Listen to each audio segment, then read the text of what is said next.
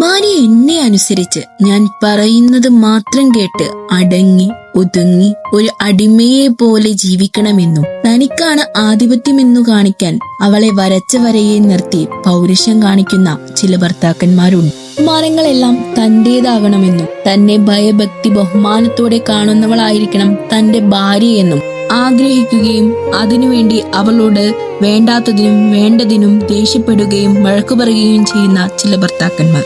യഥാർത്ഥത്തിൽ ഒരു കാര്യം ചിന്തിച്ചിട്ടുണ്ടോ? അവളും മനസ്സും വികാര വിചാരങ്ങളുമുള്ള ഒരു വ്യക്തിയാണെന്ന്, ഒരു മനുഷ്യ സ്ത്രീയാണെന്ന്. നിങ്ങളുടെ ജീവിത സുഖങ്ങൾക്ക് വേണ്ടി മാത്രം നിങ്ങൾ ബലി കഴിപ്പിക്കുന്നത് മറ്റൊരാളുടെ സ്വപ്നങ്ങളും ആഗ്രഹങ്ങളുമാണ്.